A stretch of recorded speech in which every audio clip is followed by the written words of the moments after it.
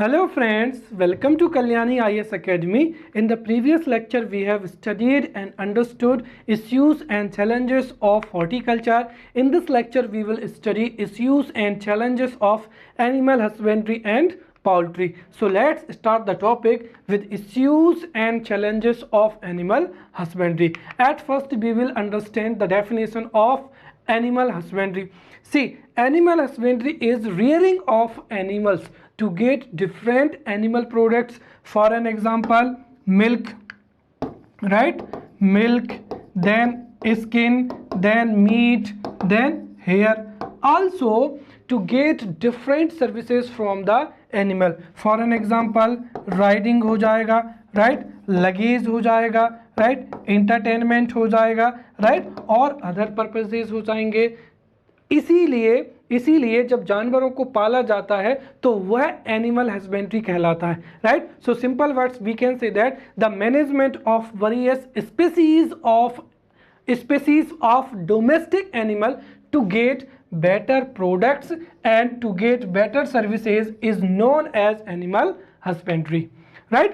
अगर हम एनिमल्स को देखें तो we can categorise the animal in different sections. पहला सेक्शन हो जाएगा यहाँ पर वाइल्ड एनिमल्स हो जाएगा, राइट. वाइल्ड एनिमल्स ऐसे एनिमल्स होते हैं that reproduce more well in the forest और इन फ्री एरिया. एक तरीके से अगर हम देखें तो ये जो जानवर होते हैं, right, they are of no use for the humans. जैसे उदाहरण के तौर पर क्या हो जाएगा, लायन हो जाएगा, टाइगर हो जाएगा, राइनोसोरस हो जाएगा, and they breed better in the forest area, right. तो उनका जो है डेवलपमेंट है, राइट, या फिर उनका जो है लाइफ स्पान है वो फॉरेस्ट में ही अच्छा होता है, और ये हमारे लिए जो है वो किसी काम के नहीं होते हैं, उनको वाइल्ड एनिमल्स कहा जाता है. दूसरा यहाँ पर हो जाएगा ट्रेंड एनिमल्स या कैप्चर्ड एनिमल्स हो जाएंगे, right. The animals which are captured from the forest area and then trained to give different services, they are categorized as a trained or captured animals. For an example, जैसे यहाँ पर हो जाएगा elephant हो जाएगा, chimpanzee हो जाएगा, gorilla हो जाएगा, याक हो जाएगा. We get different services from these animals. तीसरा यहाँ पर हो जाएगा पेट एनिमल्स हो जाएगा, right. So the animals which are helpful for the human need, or we can fulfill different types of human needs through these pet animals, right. We can get the animal products and animal services from these pet animals, right. For an example यहाँ पर देखें तो dog, horses, cow, sheep, right, buffalo, etc., right. Now we will see the importance of animal husbandry. At first we will understand importance, then we will see the challenges, right. So the importance of animal husbandry, right, we can understand the importance of animal husbandry through these points or these facts. The first is animal husbandry is most important for the agricultural purpose. If we talk about the 20 year and 30 year backs, then the ox, जो बैल होते थे, oxes were used in the agricultural because there was no tractor and no cultivator. So वहाँ पर to tillage या फिर जुताई करने के लिए जो था बैलों का ही इस्तेमाल किया जाता था, और जो एग्रीकल्चरल एक्टिविटीज़ होती थी उनमें जो बैलों का या जो है एनिमल्स का बहुत बड़े पैमाने पर इस्तेमाल किया जाता था, right. So we can simple say that in means 40 से 50 साल पहले जो एग्रीकल्चरल एक्टिविटीज़ थी वो बेस्ड थी एग्रीकल्चर पर, राइट. और जो एग्रीकल्चर थी उसमें जो एनिमल हस्बेंड्री है उसका बहुत ही इम्पोर्टेंस था. तो used for, so we can say that animal husbandry was most important for the agriculture purpose हो जाएगा, राइट. दूसरा, इसके साथ ही उनसे डंग जो था, गोबर, वो प्राप्त होता था जिसका मैन्योर के रूप में एग्रीकल्चर में इस्तेमाल किया जाता था. तीसरा यहाँ पर हो जाएगा कि we get different animal products, right, और इससे हमारा जो है नेट डोमेस्टिक प्रोडक्ट है ये भी क्या होगा, इंक्रीज होगा. और नेट डोमेस्टिक इंक्रीज होगा तो सीधी सी बात है कि जो है इससे हमारी नेट इनकम भी क्या होगी, इंक्रीज होगी. चौथा हो जाएगा यहाँ पर कि एनिमल हस्बेंड्री से एक काफ़ी सारा जो है वो एम्प्लॉयमेंट भी जनरेट होता है, राइट। क्योंकि अगर हम देखें तो डेयरी सेक्टर में देखें या एनिमल हस्बेंड्री सेक्टर में देखें तो जो एक तरीके से अनएम्प्लॉयड है या अनएजुकेटेड जो सिटीजन्स हैं वो यहाँ पर एनिमल्स को रेयर करके उनके जो डिफरेंट प्रोडक्ट्स हैं जैसे मीट है या मिल्क है उसको सेल करके अपनी इनकम को जनरेट कर सकते हैं, राइट। नेक्स्ट हो जाएगा जो एनिमल हस्बेंड्री है वो हमारे देश एवं फॉर आर स्टेट जो है सूटेबल है, क्योंकि हमारे मध्य प्रदेश में आज भी जो मैक्सिमम पॉपुलेशन है वो रूरल एरियाज में रहती है और इसके साथ ही the maximum population is engaged in agricultural activities. तो एक तरीके से अगर हम देखें तो एग्रीकल्चरल एक्टिविटीज़ के माध्यम से जो फॉडर है वो हम आसानी से अवेल कर सकते हैं और ग्रामीण क्षेत्रों में काफ़ी अनएजुकेटेड पीपल जो हैं वो फ्री होते हैं, तो यहाँ पर एक तरीके से उनको एम्प्लॉयमेंट भी मिल जाएगा और फॉडर या जो भी रिक्वायरमेंट है वो एग्रीकल्चर से फुलफिल हो जाएगी।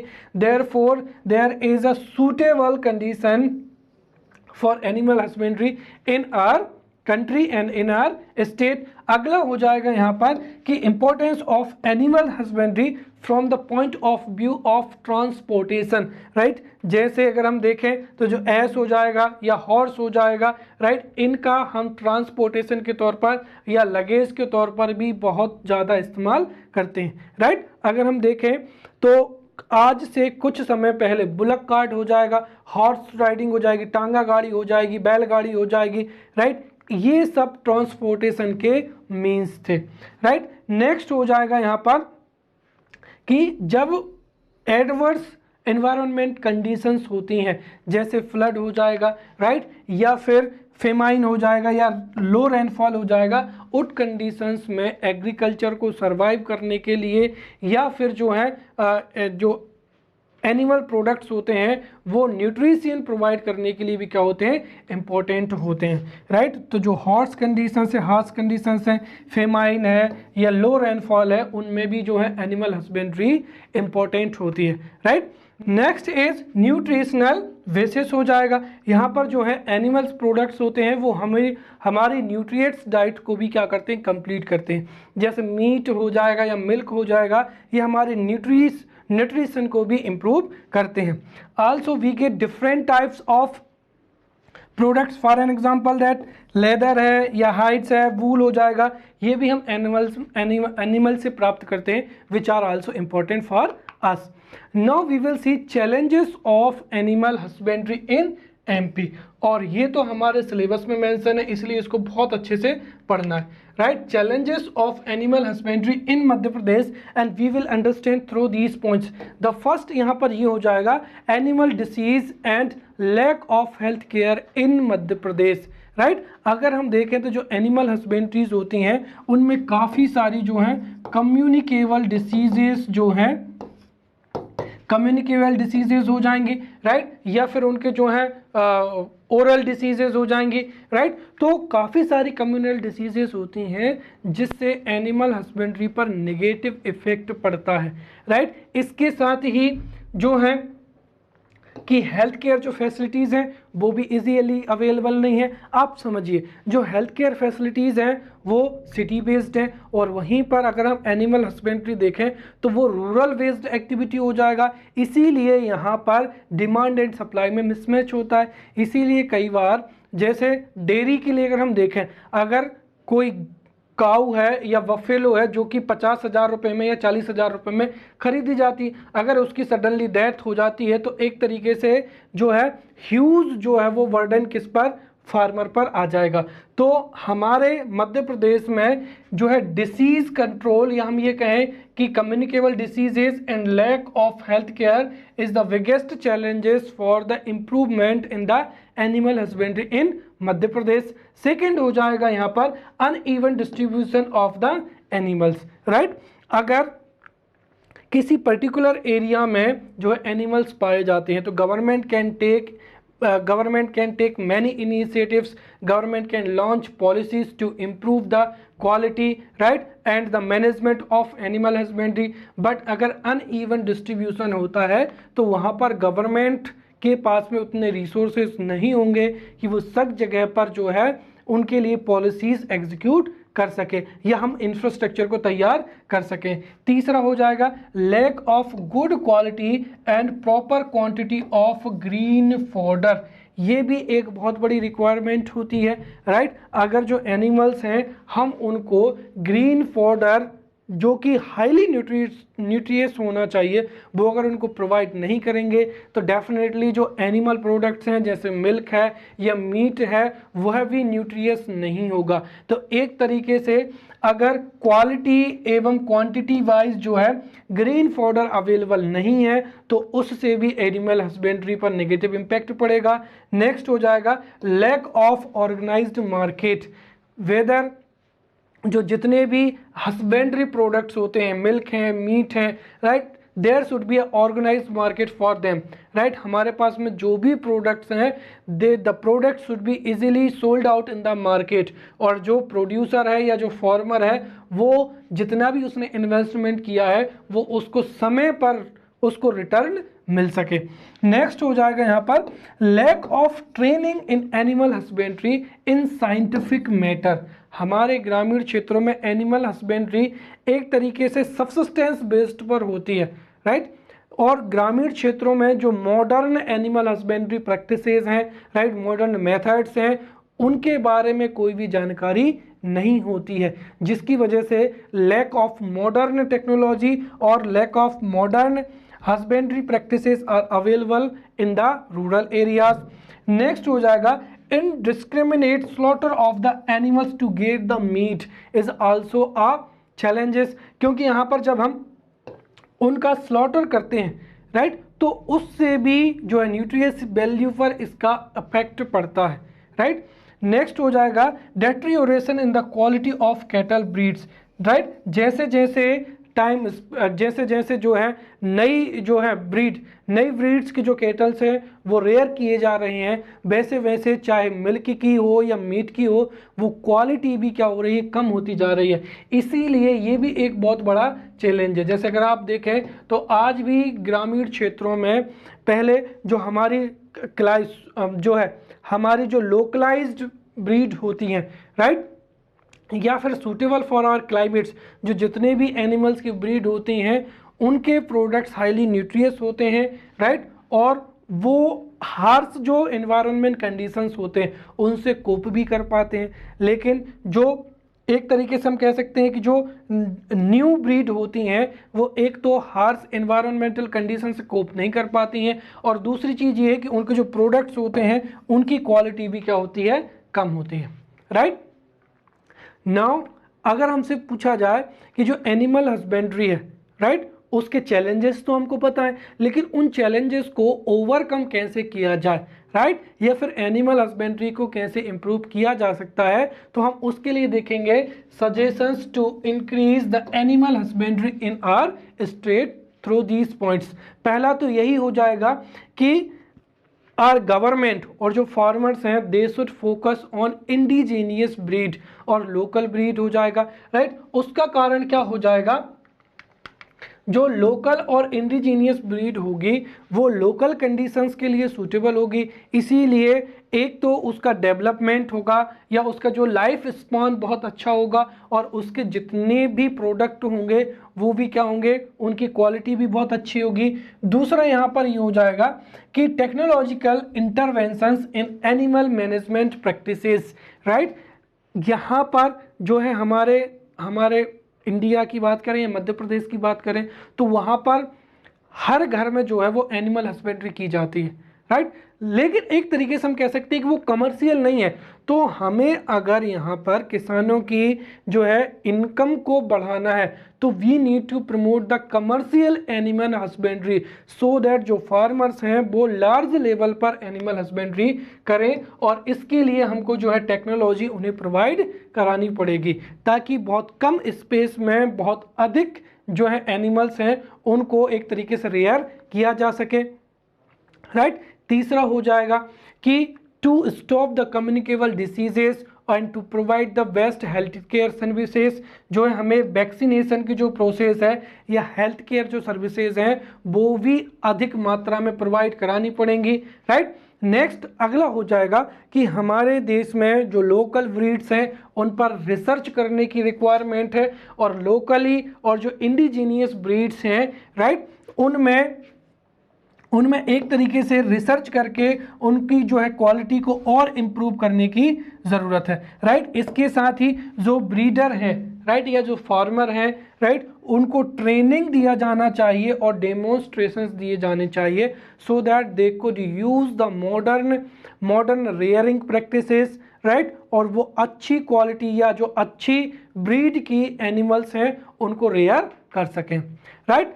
Now we will see the livestock status in Madhya Pradesh, right. और ये जो है डाटा हमारे एनिमल्स, ये जो डाटा है ये एग्जाम्स में कोट करने के लिए बहुत ही क्या होगा, हेल्पफुल होगा। और अगर मैं आपको बताऊं कि यहाँ पर जो है लाइव स्टॉक जो स्टेटस है, ये लाइव स्टॉक जो सेंसस होती है, we get the data through the livestock census, right. और मध्य प्रदेश में रेगुलरली या कोई रेगुलरली टाइम इंटरवल पर जो है वो लाइव स्टॉक सेंसस नहीं होती है। गवर्नमेंट जब चाहती है तब लाइव स्टॉक सेंसस को अवेल कराती है। जैसे जो 19th लाइव स्टॉक सेंसस थी वो 2012 में कराई गई थी बाय गवर्नमेंट, और जो 20th थी वो कब कराई गई थी, 2020 में कराई गई थी। सो जो हमारे पास में 20th लाइव स्टॉक सेंसस का डाटा है, वी विल अंडरस्टैंड इट। तो सबसे पहली चीज ये है कि ये जो रिपोर्ट है ये किसने लागू कराई थी, तो मतलब किसने रिलीज की थी, तो जो animal husbandry and dairying department है, right, animal husbandry and dairying department of the ministry of fisheries, animal husbandry and dairying. तो इस मिनिस्ट्री के the animal husbandry and dairying department ने अक्टूबर 60, 2019 को 20th लाइव स्टॉक जो रिपोर्ट थी उसको क्या किया था, प्रोवाइड या उपलब्ध कराया था। तो यहाँ पर एक तरीके से 2019 में जो थी वो 20वीं लाइव स्टॉक सेंसस की जो थी रिपोर्ट रिलीज की गई थी। And according to this report there are 40.6 million, या फिर करोड़ की बात करें तो 4.6 crore animals are in Madhya Pradesh according to the latest data. तो 40.6 मिलियन जो है एनिमल्स हैं मध्य प्रदेश में है according to 20th livestock census, right. और वहीं अगर हम बात करें तो जो 2012 की जो 19वीं लाइव स्टॉक सेंसस थी तब उससे कितने इंक्रीज हुए हैं, 11.81 हुए हैं, राइट। इसके साथ ही अगर इंडिविजुअल तरीके से देखें कि ये जो है टोटल 40.6 मिलियन या 4.06 जो करोड़ लाइव स्टॉक है, इसमें से कौन कौन से कितने एनिमल्स हैं। तो पहले अगर हम देखें तो सबसे पहला हो जाएगा गोट्स, राइट। तो जो 20th सेंसस है उसके आधार पर गोट्स की संख्या है 11.06 मिलियन, राइट। ये इनकी संख्या इतनी है जिसमें इनकी जो है इंक्रीज कितना हुआ है, 38.07%, right, more than the previous census. तो यहाँ पर गोट की जो है गोट्स हैं वो 11.6 मिलियन है जिनकी जो है उसमें इंक्रीज हुआ है। दूसरा हो जाएगा यहाँ पर काउस का, तो the total number of cows are in MP are 18.7 million, right. और सबसे अधिक जो है लाइव स्टॉक है वो किसका है, काउस का ही है। टोटल कितना है हमारे पास में 40.6 मिलियन, और उसमें से भी लगभग अराउंड 50% जो है वो कौन सी हो जाएंगी, काउस लाइव स्टॉक हो जाएगा। तो 18.7 जो मिलियन है वो काउ की संख्या हो जाएगी। और ध्यान रखना है कि यहाँ पर जो है 4.42 लेस, तो इसका यहाँ पर जो है पिछली सेंसस से काउ की जो संख्या है उसमें कमी आई है। Now we will see the buffaloes, right. So the total number of buffaloes in MP are 10.3 millions, right. और इनकी संख्या में भी क्या हुई है, वृद्धि हुई है, which are 25.88% more than the previous census हो जाएगा। इसके अलावा भी जो डिफरेंट एनिमल्स हैं जैसे हॉर्सेस की जो संख्या है वो 0.13 लाख हो जाएगी, राइट, जो कि 29.4 8% क्या है, कम हुई है। वैसे अगर डोंकीज की देखें तो वो कितनी है, 0.08 लाख हो जाएगा। इनकी संख्या भी जो है वो कम हुई है, कितनी हुई है, 45.46 हो जाएगा, राइट। अब अगर हम देखें कि जो टोटल लाइव स्टॉक है उसमें से कौन सा जो एनिमल है वो कितने परसेंटेज है, जैसे गोट की बात करते हैं तो हमारी जो 20th सेंसस है, राइट, इसमें गोट की संख्या कितनी थी, 11.06, और ये हमारे टोटल लाइव स्टॉक का कितना है, 24% है, राइट। और इसके साथ ही यहाँ पर जो मध्य प्रदेश की जो फेमस ब्रीड है, राइट, जिसका नाम क्या हो जाएगा यहाँ पर, जमुनापरी। तो Jamunapari is the famous breed which is found in Bhind district हो जाएगा। वैसे ही हम अगर देखें तो जो 51% है वो क्या है, काऊ का लाइव स्टॉक है, राइट। और वैसे ही 21% क्या हो जाएंगी, बफेलोस हो जाएंगी, 51% क्या हो जाएंगी, काउस हो जाएंगी। और मध्य प्रदेश में जो famous indigenous breed of buffalo है वो कौन सी है, भदावरी है, राइट, जो कि ग्वालियर, भिंड एवं मुरैना में पाई जाती है। वैसे ही अगर हम सीप की बात करते हैं तो वो 1.08% है, राइट। और इसके साथ ही जो रैमबुले है, राइट, वो मध्य प्रदेश की फेमस और क्या है, इंडिजीनियस ब्रीड है, राइट। तो ये हमने यहाँ पर एनिमल हस्बेंड्री को बहुत अच्छे से पढ़ लिया है। Now we will see issues and challenges of poultry farming और poultry, right? At first we will see what is poultry. So poultry is the rearing of chickens and ducks to get the product, for an example meat and eggs. तो meet और egg प्राप्त करने के लिए chicken और duck को rear करना ही क्या कहलाता है, पाउल्ट्री कहलाता है। अब यहाँ पर जो पाउल्ट्री की जो मेथड्स हैं, so there are 2 methods prevalent in our country and state. पहला हो जाएगा फैक्ट्री फार्मिंग। जब जो चिकन है, जब चिकन्स या डक्स को बड़े लेवल पर, right, at a large level पर फैक्ट्री में आर्टिफिशियल एनवायरनमेंट में पाला जाता है तो उसको क्या बोला जाता है, फैक्ट्री फार्मिंग बोला जाता है। तो सीधी सी बात है, जब चिकन्स को आर्टिफिशियल एनवायरनमेंट में बड़े लेवल पर जो है रेयर किया जाता है तो उसे फैक्ट्री फार्मिंग कहते हैं। और दूसरा यहाँ पर हो जाएगा इंडिपेंडेंट पोल्ट्री फार्मिंग हो जाएगा। जब कोई इंडिविजुअल पर्सन होता है और वो अपने खेत में या अपने बाड़े में ही जो है पाउल्ट्री करता है तो उसके ही क्या कहते हैं, इंडिपेंडेंट पोल्ट्री फार्मिंग कहते हैं। And government is promoting independent poultry farming. उसका कारण क्या है कि जो इंडिपेंडेंट पोल्ट्री फार्मिंग होती है इससे एक तो कम्युनिकेबल जो डिसीजेज होती हैं उनकी स्प्रेड होने की संख्या भी क्या होती है, मतलब पॉसिबिलिटी कम हो जाती है। और दूसरी चीज़ ये कि उससे जो मीट होता है उसकी क्वालिटी भी क्या होती है, बहुत अच्छी होती है। क्योंकि जो फैक्ट्री फार्मिंग होती है उसमें बड़ी इनहाइजेनिक कंडीशंस होती है, राइट। तो इसीलिए government is promoting independent poultry farming, right. अगर हम मध्य प्रदेश की बात करें तो जो कड़कनाथ चिकन है, राइट, वो बहुत ही क्या है, फेमस है। सो कड़कनाथ जो है वो झाबुआ, अलीराजपुर एवं धार जिलों में पाया जाता है। We can see that it is found in the western part of the Madhya Pradesh. और इसका सबसे बड़ी विशेषता है कि it has dual purpose, right. इससे एग भी प्राप्त किए जाते हैं और मीट भी। और इसका जो है द मीट ऑफ कड़कनाथ जो चिकन है is very famous in western Madhya प्रदेश।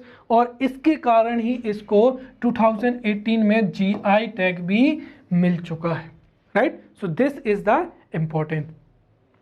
अब अगर हम देखें basic elements for the poultry farming, अगर पोल्ट्री फार्मिंग है तो उसके लिए बेसिक रिक्वायरमेंट्स क्या हैं या बेसिक एलिमेंट्स कौन से हैं फॉर द पोल्ट्री फार्मिंग। सबसे पहला तो ये होना चाहिए, ये है कि बेस्ट क्वालिटी क्या होना चाहिए, चिकन होना चाहिए ताकि जो है मीट की क्वालिटी भी बहुत अच्छी हो सके। दूसरा, जो चिकन्स हैं उनके लिए बैलेंस डाइट जो है वो अवेलेबल होना चाहिए। ये नहीं कि जो है चिकन से उनको कुछ भी, जो जैसे घरेलू लेवल पर अगर हम देखें तो उनको जो घरेलू अनाज होता है वही दे दिया जाता है, जिससे भी जो है नेगेटिव इफेक्ट पड़ता है। तो जो चिकन है उनके लिए बैलेंस डाइट अवेलेबल करानी चाहिए, राइट। तीसरा क्या हो जाएगा कि जो सबसे बड़ा खतरा है वो किसका होता है, डिसीज कंट्रोल का होता है। क्योंकि अगर हम देखें बर्ड फ्लू जो है, बर्ड फ्लू चिकन के द्वारा ही फैलता है या मुर्गियों के द्वारा ही फैलता है, राइट। और जो पाउल्ट्री फार्म्स होते हैं उनमें बड़े पैमाने पर अगर कंडीशंस अच्छी ना हो, राइट, वहाँ पर स्वच्छता क्लीनिंग जो है, क्लीनिंग कंडीशंस अगर अच्छी ना हो तो जो पोल्ट्री फार्म्स होते हैं उनसे जो है बर्ड फ्लू कई बार जो है बहुत बड़े लेवल पर फैलता है, राइट। जैसे अगर हम 2020 की बात करें तो ड्यूरिंग द कोरोना पेंडेमिक आपको पता होगा कि बर्ड फ्लू फैल गया था, राइट, केरल में, महाराष्ट्र में, और इतना ज़्यादा फैल गया था कि फिर जो जितने भी पोल्ट्री फार्मिंग थे उनसे जितने भी चिकन्स थे उनको पकड़ पकड़ के उनको मारा गया था, ताकि ये जो बर्ड फ्लू है ये और ज़्यादा ना फैले, या एक तरीके से ये जो बर्ड फ्लू है ये ह्यूमंस में ट्रांसमिट ना हो। इसीलिए इनका जो है डिसीज कंट्रोल होना बहुत ही क्या होता है, ज़रूर होता है। और देयरफॉर जो पोल्ट्री फार्मिंग होते हैं उनका मेंटेनेंस भी अच्छा होना चाहिए, राइट। हाइजीनिक कंडीशंस होनी चाहिए, वहाँ पर टाइम टू टाइम जो है वो साफ़ सफाई होना चाहिए, राइट। और एट लास्ट जो है कि जितने भी जो है एक प्रॉपर मार्केट सिस्टम होना चाहिए, ताकि अगर पोल्ट्री की जाती है तो जो जितनी भी चिकन्स हैं या उनको बहुत ही आसानी से मार्केट में बेचा जा सके। Now we will see features of the poultry farming. यहाँ पर पोल्ट्री फार्मिंग के हम जो है फीचर्स की बात करेंगे। पहला तो यही है कि इसके लिए किसी डिग्री की रिक्वायरमेंट नहीं है और ना ही ह्यूज इन्वेस्टमेंट की रिक्वायरमेंट होती है। कहने का मतलब ये है कि शॉर्ट टाइम में विदाउट एनी ह्यूज इन्वेस्टमेंट और विदाउट एनी ट्रेनिंग जो है पोल्ट्री फार्मिंग की जा सकती है। तो यहाँ पर शॉर्ट टाइम में ही एक अच्छी अर्निंग की जा सकती है। दूसरा, पोल्ट्री फार्मिंग के लिए लो इन्वेस्टमेंट रिक्वायरमेंट होता है, क्योंकि अगर आपको पोल्ट्री फार्मिंग करनी है तो आप जो है चिकन्स को परचेज कर सकते हैं बहुत छोटे लेवल पर, तो there is a less expenditure required. फिर जो पोल्ट्री ब्रीडर होते हैं, राइट, उनको भी स्पेसिफिक ट्रेनिंग की रिक्वायरमेंट नहीं होती है, और इसके साथ ही इसके लिए भी प्रॉपर जैसे टीन शेड है या प्रॉपर स्पेस की भी रिक्वायरमेंट नहीं होती है। ये इसके क्या है, फीचर्स हैं, right. Now we will understand the importance of the poultry farming in Madhya Pradesh, right. तो एक तरीके से हम कह सकते हैं कि जो हमारे रूरल एरियाज के जो स्मॉल एंड मार्जिनल फार्मर्स हैं, राइट, या अनएम्प्लॉयमेंट सिटीजन्स हैं, वो without any huge investment, without any technical skill वो पोल्ट्री फार्मिंग को परफॉर्म कर सकते हैं, जिसके फ़ायदों को हम 30 पॉइंट से समझेंगे। पहला तो क्या हो जाएगा यहाँ पर कि अवेलेबिलिटी ऑफ द क्या हो जाएगा, फूड ग्रेन्स हो जाएगा, जिससे कि जो पोल्ट्री है उसको क्या किया जा सकता है, फीड किया जा सकता है। तो आसानी से एक जब आप चिकन्स को खरीदेंगे और दूसरी चीज़ उनको जो भी फूड ग्रेन्स है, जो भी उनका फूड है वो आसानी से अवेलेबल होता है, तो उससे उनको जो है रेयर करना और ईजी हो जाता है। दूसरा यहाँ पर हो जाएगा कि इनके रेयर करने के लिए टाइम की या लेबर की भी क्या होती है, कम रिक्वायरमेंट होती है, राइट। तो एक तरीके से अगर जो फार्मर है वो खेती करने के साथ साथ उसका जो फ्री टाइम है उस टाइम में अगर वो पोल्ट्री करे तो ये उसकी क्या होगी, एक्स्ट्रा इनकम होगी। विच मीन्स दैट अगर हम ये कहें कि जो फार्मर्स होते हैं वो अपने फ्री टाइम को बहुत अच्छे से इस्तेमाल कर सकते हैं। इसके साथ ही इनका इम्पोर्टेंस ये है कि इनके शुरू करने के लिए लेस कैपिटल रिक्वायरमेंट होती है। नेक्स्ट हो जाएगा कि इससे अनएम्प्लॉयमेंट भी कम किया जा सकता है। वही जो अनएम्प्लॉयमेंट पर्सनस हैं वो थोड़े अमाउंट के साथ में या थोड़े से निवेश के साथ ही पोल्ट्री फार्म्स को स्टार्ट कर सकते हैं और वो अपनी इनकम भी जनरेट कर सकते हैं, राइट। नेक्स्ट यहाँ पर हो जाएगा with the increase in the income of the individual, the increase in the national income also। जाहिर सी बात है कि अगर जो व्यक्ति हैं जो अनएम्प्लॉयड हैं वो पोल्ट्री के माध्यम से एम्प्लॉयमेंट पाते हैं तो उनकी इनकम भी बढ़ेगी और हमारे स्टेट की इनकम भी बढ़ेगी, now we will see challenges of the poultry farming. तो अभी तक हम इतना पढ़ चुके हैं, उससे आपको आइडिया लग गया होगा कि चैलेंजेस कौन कौन से हो सकते हैं। So challenges of the poultry farming, right. पहला और सबसे बड़ा जो है वो मैं आपको ऑलरेडी बता चुका हूं, the challenges of infectious diseases, क्योंकि मैंने अभी अभी बताया है कि जो पोल्ट्री फार्मिंग होती है उनसे बर्ड फ्लू, राइट, जो बर्ड फ्लू है, राइट, वो बहुत बड़े पैमाने पर समय समय पर फैलता रहता है और 2020 में फैला था।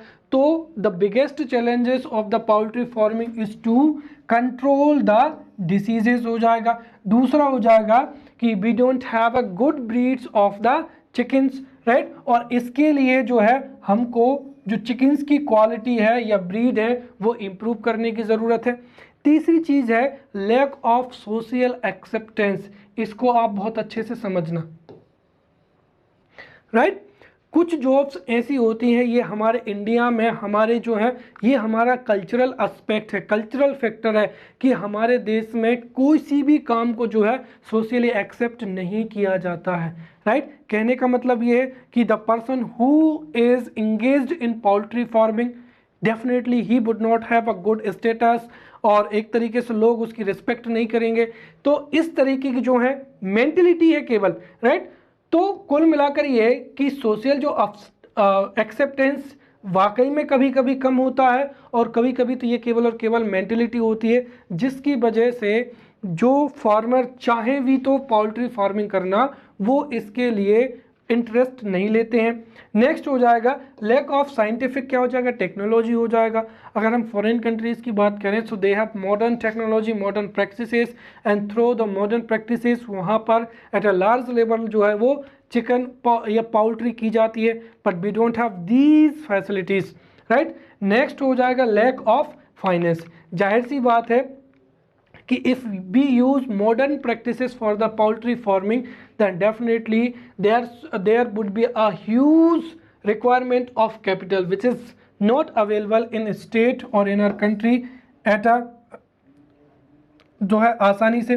नेक्स्ट हो जाएगा लैक ऑफ, क्या हो जाएगा, बैलेंस डाइट हो जाएगा। तो जो पोल्ट्री के लिए उनके जो फूड की रिक्वायरमेंट होती है वो भी हम फुलफिल नहीं कर पाते हैं। और नेक्स्ट हो जाएगा lack of proper market system हो जाएगा। मार्केट सिस्टम ना होने की वजह से जो जितना भी पोल्ट्री का जो मीट होता है उसको भी बहुत मतलब बहुत जो रिम्यूनरेटिव प्राइस नहीं मिल पाता है, राइट। अब हम जो है सबसे महत्वपूर्ण पढ़ेंगे programs and initiatives for livestock development by the Madhya Pradesh government. तो यहाँ पर हम अब तक जो है एनिमल हस्बेंड्री और पोल्ट्री को बहुत अच्छे से समझ चुके हैं। We have studied the importances, the challenges also. अब जो जितने भी चैलेंजेस हैं, राइट, बोटलनेक्स हैं, गवर्नमेंट ने कई पॉलिसीज़ के माध्यम से, स्कीम्स के माध्यम से, प्रोग्राम्स के माध्यम से उन चैलेंजेस को ओवरकम किया है। We will see one by one. So the programmes and initiatives और schemes for the livestock development which are first, the first is Gau Sevak scheme, गौ सर्विस स्कीम। तो गौ सेवक जो स्कीम है ये एक तरीके से सेल्फ एम्प्लॉयमेंट की स्कीम है, राइट। गौ Sevak scheme is a self employment scheme है। कैसे है, देखिए, अंडर द गौ सेवक स्कीम इसमें जो है गवर्नमेंट किसी एजुकेटेड सिटीजन को, अगर किसी ग्राम पंचायत के कोई एजुकेटेड सिटीजन है तो गवर्नमेंट उसके लिए ट्रेनिंग देगी। किसकी ट्रेनिंग देगी, ट्रीटमेंट की। और यहाँ पर जो एनिमल के ट्रीटमेंट के लिए टोटल 6 मंथ की जो है वो training would be provided by the government. इसमें से 3 मंथ की जो है वो थ्योरेटिकल ट्रेनिंग होगी और 3 मंथ की जो है वो प्रैक्टिकल ट्रेनिंग दी जाएगी। और एट लास्ट जो the citizen who has taken this 6 month training from the government, वो under the guidance of government animal doctor और पेट डॉक्टर जो है उसके अंडर या गाइडेंस में जो है वो ग्रामीण लेवल पर जहाँ पर भी रिक्वायरमेंट है वहाँ पर एनिमल्स का वो ट्रीटमेंट कर पाएगा। तो ये पहली स्कीम हो जाएगी जिसमें गवर्नमेंट ट्रेनिंग देगी, 6 महीने की देगी, और ट्रेनिंग के बाद में under the guidance of government pet या एनिमल डॉक्टर है, वो जो व्यक्ति है जो भी ट्रेनिंग ले चुका है वो ग्रामीण लेवल पर जो है एनिमल्स को ट्रीटमेंट, एनिमल्स का ट्रीटमेंट कर सकता है और इससे उसकी क्या होगी, इनकम जनरेट होगी, राइट। दूसरा हो जाएगा यहाँ पर स्मॉल यूनिट और free range method for the poultry farming. मैंने आपको अभी बताया था कि जो पाउल्ट्री फार्मिंग होती है उसके 2 तरीके होते हैं, राइट। एक तरीका तो क्या हो जाएगा, हमने देखा था कि एक तरीका हो जाएगा फैक्ट्री फार्मिंग हो जाएगा और दूसरा हो जाएगा फ्री रेंज मेथड। और मैंने बताया था कि जो free range method is being promoted by the government, क्योंकि इससे डिसीज स्प्रेड होने के चांसेस बहुत कम होते हैं। इसीलिए यहाँ पर गवर्नमेंट जो है इस योजना के माध्यम से 2-3 को टारगेट, एक तो गवर्नमेंट जो है वो एम्प्लॉयमेंट को जनरेट करना चाहती है, राइट। दूसरी चीज government want to reduce the poverty through this scheme. और ये स्कीम केवल इतनी सी है कि इस स्कीम में गवर्नमेंट जो है सब्सिडी पर 15 डे एज जो है वो 55 जो है चिकन्स को 75% जो है सब्सिडी पर उपलब्ध कराया जाएगा। कुल मिलाकर ये है कि गवर्नमेंट जो है फ्री रेंज जो है मेथड, फ्री रेंज मेथड के माध्यम से पोल्ट्री को प्रमोट करना चाहती है। इसके लिए गवर्नमेंट 75% जो है वो सब्सिडी देगी, ताकि इस सब्सिडी के माध्यम से 55 जो है 55 चिकन्स, कितनी एज के, 15 दिन एज के 55 चिकन्स जो है वो 75% सब्सिडी पर परचेज कर सकें और उसको फिर रेयर कर सकें, और रेयर करने के बाद में डेफिनेटली वो अपनी इनकम जनरेट कर सकते हैं। नेक्स्ट हो जाएगा सीप and wool extension centre, right. तो इस प्रोग्राम के तहत, सीप एंड वूल एक्सटेंशन प्रोग्राम के तहत गवर्नमेंट यहाँ पर जो है सीप की जो ब्रीड है वो ब्रीड को क्या करना चाहती है, इम्प्रूव करना चाहती है, राइट। और इसके लिए गवर्नमेंट जो है वो जगह जगह पर जहाँ पर भी सीप को रेयर किया जाता है, जहाँ पर भी सीप का मैक्सिमम नंबर रेयर किया जाता है, उन रेयर सेंटर्स पे या जो एरिया जहाँ पर सीप को रेयर किया जाता है वहाँ पर गवर्नमेंट जो है वो सीप ब्रीडिंग सेंटर जो है वो क्या करेगी, एस्टेब्लिश करेगी, ताकि यहाँ पर सीप को आसानी से इन ब्रीडिंग सेंटर्स के द्वारा उनको ब्रीड किया जा सके और जो अच्छी ब्रीड है सीप की वो जो है वो उसको प्रमोट किया जा सके। Next is vaccine program to prevent oral diseases हो जाएंगे, राइट। जो एनिमल्स होते हैं, चाहे काउस हो चाहे बफेलोस हो, उनको ओरल डिसीजेज, राइट, मुंहपुका और जो खुरपुका रोग होते हैं वो बहुत ज़्यादा स्प्रेड होते हैं। इसीलिए गवर्नमेंट जो है एनिमल हस्बेंड्री को इम्प्रूव करने के लिए वैक्सीनेशन जो है प्रोग्राम उनको और ज़्यादा स्प्रेड करना चाहती है। और इस प्रोग्राम के तहत अगर कोई भी फार्मर है, अगर वो अपने जो जितने भी एनिमल्स हैं उनको वैक्सीनेट करवाता है, so he will get the 50% subsidy. इसका मतलब ये है कि 15% जो कॉस्ट है वो उसको ही देनी पड़ेगी और जो 15% सब्सिडी है उसमें 25% जो है सब्सिडी वो सेंट्रल गवर्नमेंट के द्वारा और 25% जो सब्सिडी है वो स्टेट गवर्नमेंट के द्वारा जो है वो उपलब्ध कराई जाएगी, राइट। नेक्स्ट हो जाएगा यहाँ पर क्विल रेयरिंग हो जाएगा, राइट। फिर हो जाएगा यहाँ पर स्पेशल एनिमल हस्बेंड्री प्रोग्राम हो जाएगा, और जो स्पेशल एनिमल हस्बेंड्री प्रोग्राम हो जाएगा ये एक तरीके से किसके लिए है, डेयरी के लिए है। अगर कोई भी farmer for the purpose of dairy अगर कोई मिल्चिंग एनिमल जैसे काउस को या बफेलो को खरीदना चाहता है तो government will provide loan facility, right. तो under the special animal husbandry programme यहाँ पर गवर्नमेंट जो है वो एनिमल हस्बेंड्री के साथ साथ में डेयरी को भी प्रमोट करना चाहती है। इसीलिए अगर बफेलो या काऊ को परचेज करने के लिए लोन की रिक्वायरमेंट है तो वो इस स्कीम के तहत जो है वो अवेलेबल कराया जाएगा। नेक्स्ट हो जाएगा आसरा स्कीम, राइट। आसरा scheme is for the roaming animals हो जाएगा, राइट। इफ यू, अगर हम आप देखें तो जो सिटीज होती हैं उनमें काफ़ी सारे जो है रोमिंग एनिमल्स होते हैं, राइट। उसका कारण क्या है कि समझिए, पहले जो था वो एनिमल्स को एग्रीकल्चर में बहुत बड़े पैमाने पर इस्तेमाल किया जाता था, लेकिन वर्तमान समय में कृषि में इतना ज़्यादा मशीनीकरण, मैकेनाइजेशन हो चुका है कि एनिमल्स की रिक्वायरमेंट कम होती है।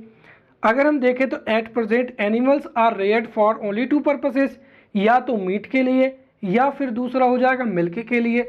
अब जैसे जो पुराने बैल हैं या बफेलो हैं या भैंसा हैं जिनकी कोई रिक्वायरमेंट नहीं होती है, जो फार्मर होता है उसको फॉडर अवेलेबल कराना, चारा अवेलेबल कराना बहुत डिफ़िकल्ट हो जाता है, इसीलिए उनको वो खुला छोड़ देता है। इसीलिए जो रोमिंग जितने भी एनिमल्स होते हैं they are the challenges for our government, क्योंकि उससे ट्रैफिक जाम की समस्या होती है और कई बार जो है वो रूरल एरियाज़ में फार्मर्स की जो है क्रॉप्स को भी क्या कर देते हैं, नष्ट कर देते हैं। इसीलिए through Aasra program government will capture the roaming animal, right. जो रोमिंग एनिमल है वो गवर्नमेंट के द्वारा जो है उनको कंट्रोल किया जाएगा, राइट। उनको एक जगह पर लाया जाएगा और जो भी फूड है वगैरह है, जो फैसिलिटी वो गवर्नमेंट के द्वारा प्रोवाइड कराई जाएगी। नेक्स्ट हो जाएगा cow service commission, right.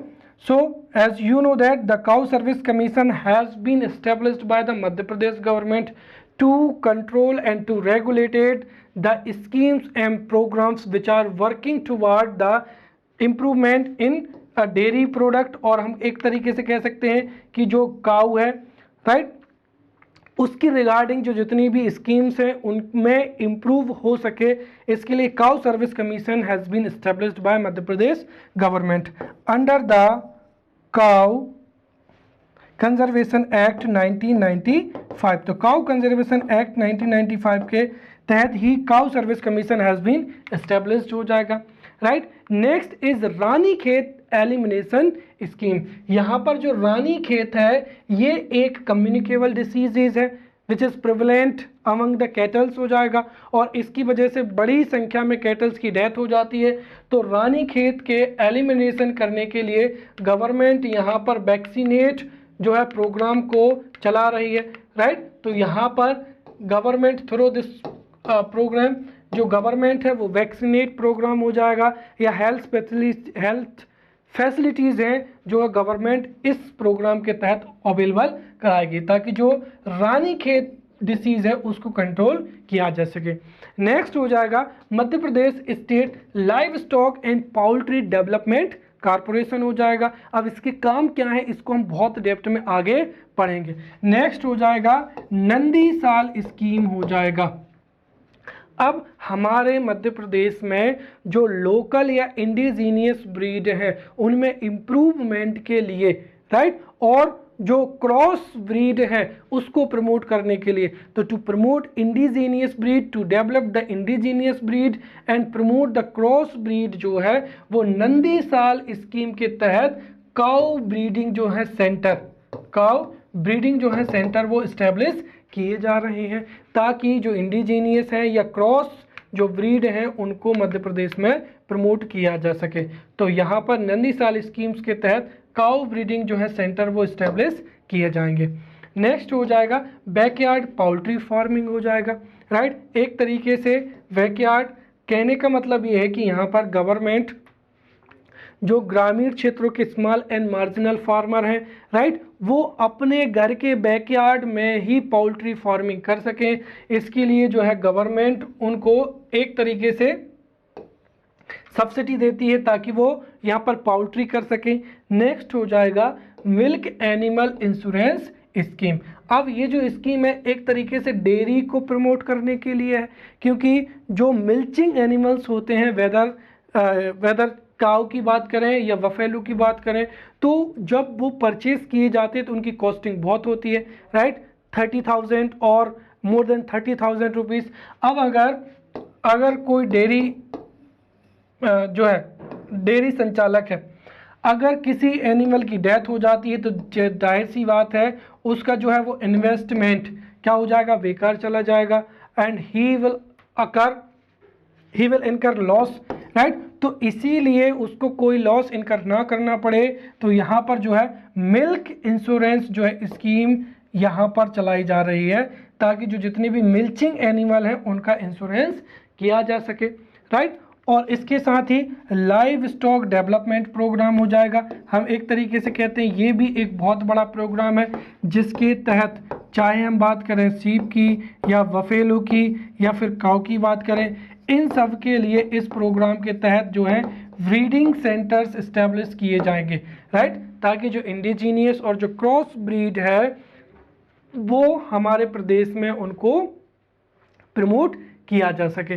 Next हो जाएगा यहाँ पर Madhya Pradesh state livestock and poultry development क्या हो जाएगा, कारपोरेशन हो जाएगा, राइट। इसके बारे में भी हम बहुत अच्छे से पढ़ेंगे। And Madhya Pradesh live stock development policy 2011, तो इन दोनों को हम बहुत डेप्थ में पढ़ेंगे। तो पहले पढ़ते हैं हम यहाँ पर Madhya Pradesh state livestock and poultry development corporation हो जाएगा, राइट। अब ये जो कॉरपोरेशन है state livestock and poultry development corporation, इसकी स्थापना नवंबर 1982 में की गई थी, राइट। और इसका जो काम है वो क्या हो जाएगा, right, protection of the live stock in the क्या हो जाएगा, स्टेट हो जाएगा, राइट। अब इसके ऑब्जेक्टिव्स क्या है वो समझेंगे। सबसे पहला तो क्या हो जाएगा, intensify the production of animal products हो जाएगा, या फिर क्या हो जाएगा, पाउल्ट्री हो जाएगा। तो हमारे मध्य प्रदेश में एनिमल हस्बेंड्री और पाउल्ट्री को प्रमोट करना, इसके साथ ही जो एनिमल प्रोडक्ट हैं उनके प्रोडक्शन को भी क्या करना, इंक्रीज करना, और पाउल्ट्री को भी इंक्रीज करना। इसके साथ ही जो जितने भी पाउल्ट्री सेंटर हैं या फिर डेयरी सेंटर हैं, वहाँ से जितने भी एनिमल प्रोडक्ट्स हैं उनकी कलेक्शन के लिए, स्टोरेज के लिए एवं उनको बेचने के लिए, टू सेल द प्रोडक्ट, उसके लिए प्रॉपर अरेंजमेंट्स करना, राइट। तीसरा हो जाएगा यहाँ पर लाइव स्टॉक मेंटेन के लिए यहाँ पर साइंटिफिक जो है और मॉडर्न मैनर है उनको प्रमोट करना, ताकि कम स्पेस में लार्ज लेवल पर लाइव स्टॉक को और पाउल्ट्री को रेयर किया जा सके।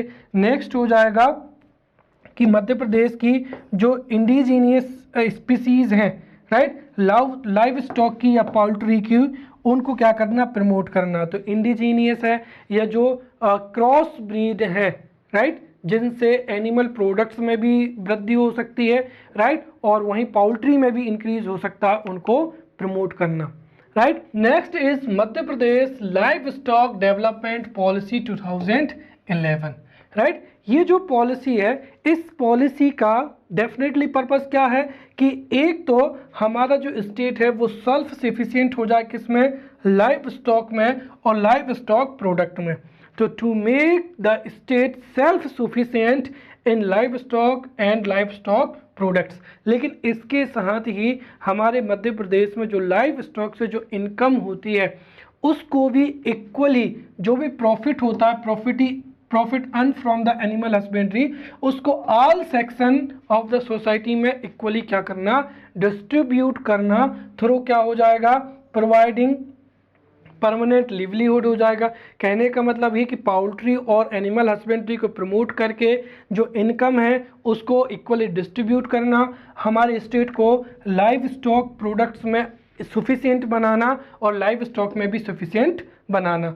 अब इसके हम ऑब्जेक्टिव समझते हैं। तो पहला तो यही हो जाएगा कि जो लाइव स्टॉक की जो है प्रोडक्टिविटी है उसको क्या करना, इंक्रीज करना। इसके साथ ही जो फार्मर्स का पार्टिसिपेशन है, लाइव स्टॉक पार्टिसिपेशन जो है, फार्मर्स का पार्टिसिपेशन इन द हस्बेंड्री, उसको क्या करना, इंक्रीज करना, राइट। और इसके साथ ही जो लाइव स्टॉक प्रोडक्ट्स हैं या जो लाइव स्टॉक्स हैं उनकी जो है अच्छी जो ब्रीड्स हैं उनको प्रमोट करना, राइट। जो ब्रीडर हैं उनको अच्छे से क्या करना, ट्रेनिंग देना, राइट। नेक्स्ट यहाँ पर ये हो जाएगा कि जो जितने भी पाउल्ट्री करने वाले हैं या एनिमल हस्बेंड्री जो करते हैं उनकी इनकम को क्या करना, बढ़ाना। और उनकी इनकम कैसे बढ़ेगी, definitely when they would have the modern scientific methods. तो यहाँ पर जो मॉडर्न टेक्नोलॉजी है या मॉडर्न साइंटिफिक मेथड है, पैटर्न है, उनको प्रमोट करना, ताकि जो ब्रीडर है, पाउल्ट्री ब्रीडर हैं या एनिमल हस्बेंड्री या जो डेयरी संचालक हैं, उनकी इनकम में वृद्धि हो सके। ये इस Madhya Pradesh live stock policy 2011 के हमने ऑब्जेक्टिव्स को बहुत अच्छे से पढ़ लिया है, राइट। इसके साथ ही हमारा जो टॉपिक है issues and challenges of animal husbandry and poultry, we have studied very comprehensively. In the next lecture we will meet with new topic. Till then, thank you.